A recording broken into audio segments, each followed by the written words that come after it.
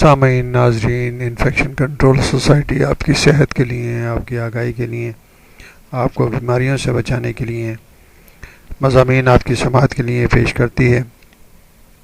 کچھ مضامین آپ کی نالج کے لیے بھی پیش کیے جاتے ہیں۔ ہم جیسے بتانا چاہیں گے کہ مائکروبیولوجی کے بارے میں معلومات دینا چاہیں گے۔ مائکروبیولوجی کیا ہے؟ مائکروبیولوجی کی تعلیم کیوں ضروری ہے؟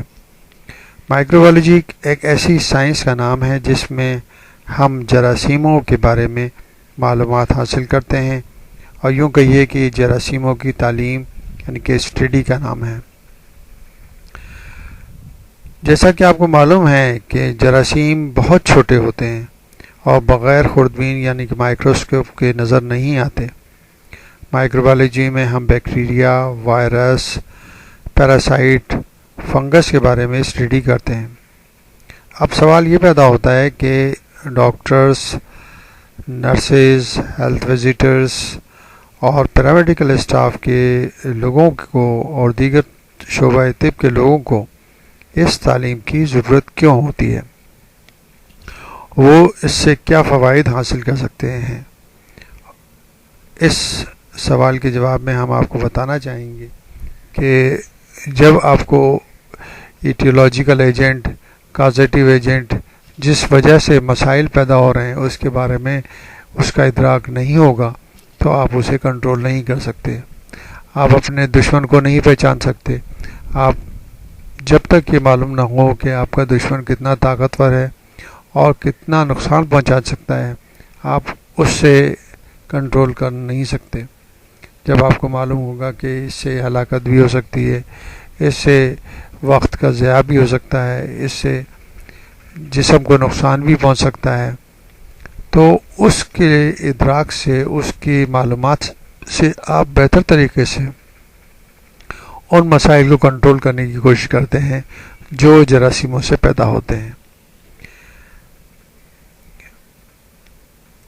جراثیموں سے جو مسائل پیدا ہوتے ہیں اور جو تکلیف لاحق ہوتی ہے، تو علاج کے ساتھ ساتھ مزید احتیاطی تدابیر کیا ہیں اور کس طرح اس کو کنٹرول کرنا چاہیے، اور دیگر لوگوں کو ان بیماریوں سے کس طرح محفوظ رکھا جا سکتا ہے۔ ہم ان جراثیموں سے اپنے آپ کو کس طرح بچا سکتے ہیں اور اپنی قوت مدافعت کس طرح قوی کر سکتے ہیں، مضبوط کر سکتے ہیں، تاکہ جراثیموں کے حملے کو ہم پسپا کر سکیں اور اپنے آپ کو محفوظ رکھیں۔ ضروری ہے کہ یہ معلومات آج کل کے لحاظ سے ہر فرد کے لیے ضروری ہے، کیونکہ نہ تو ڈاکٹرز کے پاس اتنا ٹائم ہے، نہ اتنا وقت ہے کہ وہ آپ کو ایک چیز کو سمجھائیں، اور نالج اور معلومات جو ہے بڑھتی جا رہی ہے، جس کی لیے ضروری ہے کہ ہر فرد کو، ہر فیملی کے سربراہ کو یہ معلومات ہونی چاہیے کہ کون کون سے مسائل، کون کون سے جراثیم، کون سے وائرس اور کون سے پیراسائٹ ہمارے جسم کو نقصان پہنچا رہے ہیں اور ان سے کیسے بچا جا سکتا ہے۔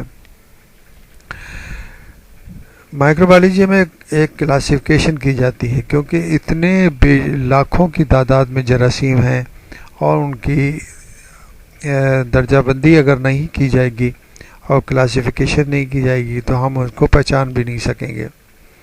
عام طور پر جراثیم اور مائکرو آرگنزم کو ماہرین 4 درجوں میں تقسیم کرتے ہیں: بیکٹیریا، فنگس، پروٹوزوا اور وائرسز۔ اب ہم تھوڑا یعنی کہ معلومات آپ کو دینا چاہیں گے کہ بیکٹیریا کیا ہوتے ہیں۔ یہ سنگل سیل آرگنزم ہیں اور بے شمار انفیکشن اور بیماریاں پیدا کرنے کا باعث بنتے ہیں۔ کافی تعداد میں بیکٹیریا جو ہے وہ ہماری مدد بھی کرتے ہیں۔ ہمارے جسم کے اندر اچھی خاصی تعداد میں بیکٹیریا موجود ہوتے ہیں جن کو نارمل فلورا کہا جاتا ہے۔ وہ جسم کے لیے مختلف وائٹامنز، مختلف انزائم پیدا کرتے ہیں جو ہاضمے میں مدد کرتے ہیں۔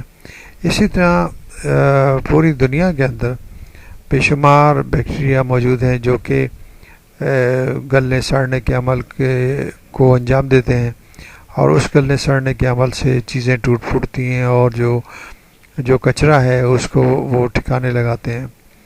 تو جراثیموں کے دو قسمیں ہیں، ایک تو فائدے پہنچانے والی قسمیں اور ایک جو ہے نقصان پہنچانے والی قسمیں۔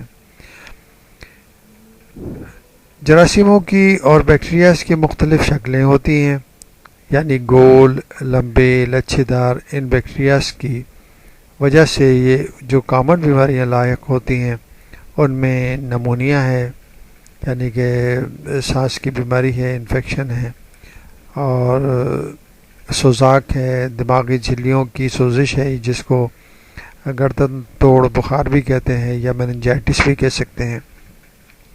فوڈ پوائزننگ بھی ہو سکتی ہے کہ اگر کسی غذا کے اندر جراثیم موجود ہیں اور انہوں نے اتنا زہر تیار کر لیا ہے کہ وہ جسم کو نقصان پہنچا سکیں تو وہ فوڈ پوائزننگ کر دیتے ہیں، اور جو فرد اس کا شکار ہوتے ہیں ان کو الٹیاں اور دست یا وومٹنگ اور ڈائریا شروع ہو جاتا ہے۔ یہ بات یاد رکھیں کہ جو بیکٹیریا گول شکل کے ہوتے ہیں انہیں کوکائی، اور جو راڈ کی شکل کے ہوتے ہیں انہیں بیسلائی کہتے ہیں، اور جو لچھے دار ہوتے ہیں ان کو اسپائروکیٹس کہتے ہیں۔ بیسلائی بیکٹیریا ٹی بی، کوڑ یعنی کہ سفلس اور لیپرسی، خناق ڈپتھیریا، ٹائیفائڈ، بخار اور کالی کھانسی کے باعث بنتے ہیں اور یہ بیماریاں پیدا کرتے ہیں۔ ویسے تو بے شمار بیماریاں ہیں، ہم نے کافی تعداد میں بیماریاں الگ الگ آپ کو بتائی تھیں، تو وہ آپ جو ہے نا ہماری ویڈیوز کو دیکھ کر اور بہتر طریقے سے ان سے معلومات حاصل کر سکتے ہیں۔